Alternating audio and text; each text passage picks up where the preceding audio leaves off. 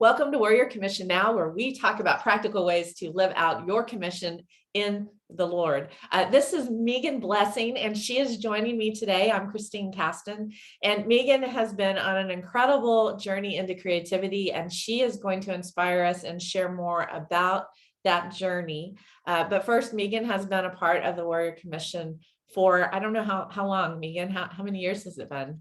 It's been a little over 2 years. 2 years. Okay, that's what I thought. A little 2 years plus. And it's just been incredible to get to know you and to see what God has sparked in your life during this time and during this season. And so we just wanted to kind of capture that and share with others how God has inspired you into you've been on a journey of creativity. So let's back up and let's just kind of start with what that's looked like for you and kind of how God has unfolded that for you. It started with a bit of a surprise, right? It did start with a surprise. Yes, it did. What I do for a living with my husband is that I am a professional artist. I'm an oil painter. My husband is also an oil painter, and we have been full-time since 2012.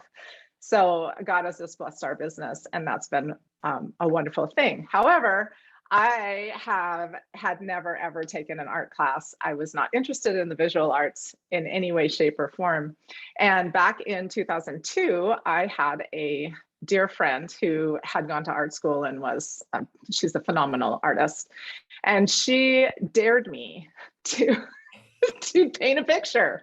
And I was the person that said, I cannot even draw a stick figure. There's no way that I can paint anything. And she just looked at me and she said, well, I just dare you.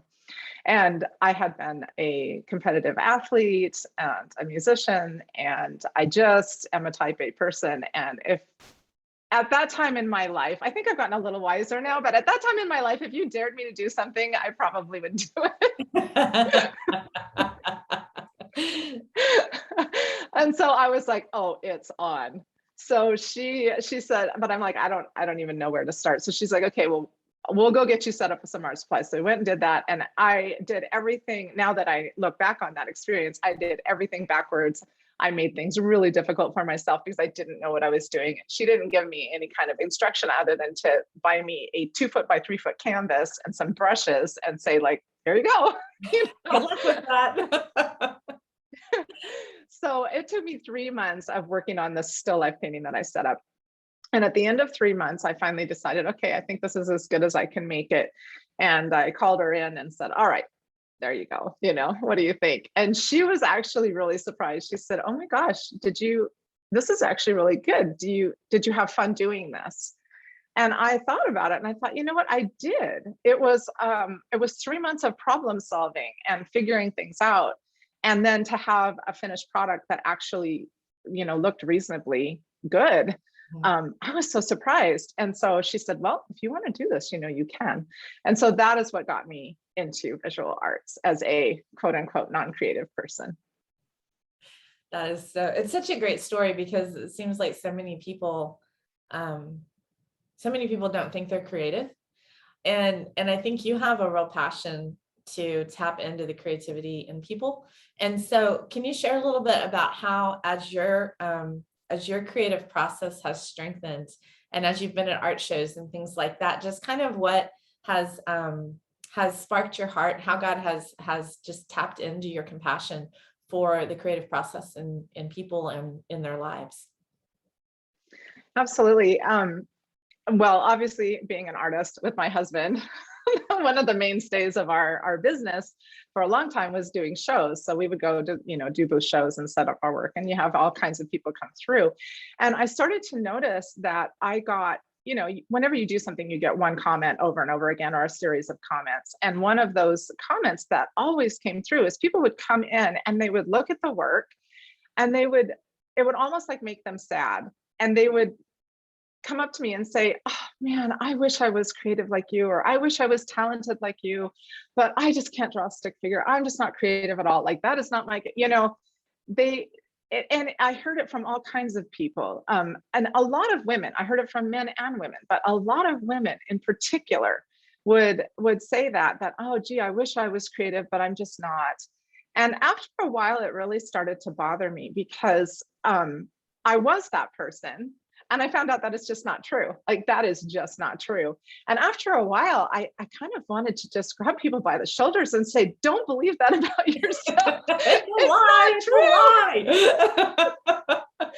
Yeah, I mean, and what I started to realize is we are all made in the image of the creator, which means we're all creative. We've all been given creativity. We might not all be visual artists. Might not all be interested in that. But to say that you're not creative is actually, I think, is to deny a part of you that God intended for you to discover and to use. And it's just started to really vex me a little bit to hear that over and over again. And I really wanted to figure out, like, how can I encourage people? How can I drop something into them that is maybe a key to their actual identity? Yeah, that's good. That's good, because so much of the creativity, when we step into that place of identity in Christ, it's almost like that sparks in us, that creative process, that kind of dreaming with God, that expansion of who God is in our lives and how that can be expressed in a myriad of ways, just a myriad of ways. I have parents, my mom, my grandmother, lots of people in my family are very creative, visual artists, sculptors, painters, et cetera. And I haven't really taken that direction, but my creativity has come in other ways, through writing, through working with people, people, you get to be creative with people. And so there's just a ton of creativity that's come in, and I just love that process. And you've really moved into a passion to spark that, not only in yourself, but in others around you. So how has knowing your identity helped you tap into that creative aspect of God's nature? And what does that look like for you, just kind of on a day-to-day basis? I know we have another talk that we'll probably make that's a little bit more specific with things that God has put on your heart, but just kind of generally, tell me a little bit about that, or share with those that are gathered around our table today. Yeah, absolutely. I think the part about creativity that is the coolest and also possibly the most difficult to wrap your head around is the fact that it is an intuitive process, regardless of what you're doing. You can step it out. Like, there are certain techniques and certain things that you can do to get a specific result, and that's all fine. That's the left brain part of it. But to really enter into the creative process, you kind of have to allow yourself to move intuitively. And so for me, I love the fact that I don't create well unless I invite the Holy Spirit into what I'm doing. and really, that's where the magic happens. And I just really feel like, because this whole idea of creativity is God breathed, it doesn't really matter who you are, or even if you know the Lord. The fact is that God is going to breathe on your creativity, because that's part of what he put into you. And being able to have that kind of two-way conversation with the Lord about what is he wanting me to do, or what is he telling me about myself as I start to do things. I mean, that's where the whole thing started as a surprise. Like, I found out, I always thought I was an extroverted person. I don't have a problem talking. I'm pretty social. And once I started this whole artistic process, I started to realize that I'm adept at putting out and being, outflowing, but I'm really an introvert. Like, that's what fills me up, is those quiet times and space to contemplate things. And I found things about myself that I had no idea were even there. Everything from what kind of colors that I like to what kind of climate I like to live in. We take on things that the world, or that our parents or mentors or friends, or you name it, they put it on us, and we accept that as truth. And we never really take the time with the Lord to find out who he says we are.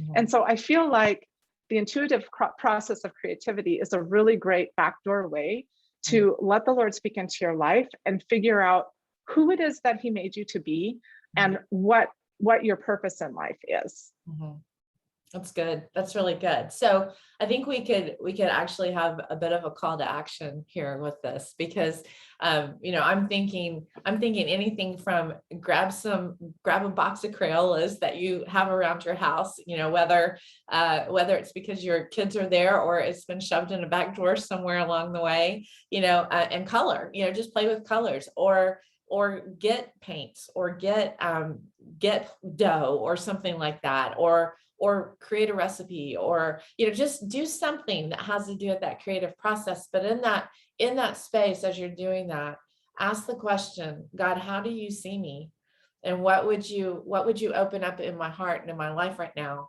so that I can understand who I am in you, and see what kind of starts coming up, what things start appearing in your thoughts, and in your mind, and what you're thinking about, because I think that'll be a great starting point. And so, Megan, thank you so much for being here and for sharing your heart and your inspiring journey.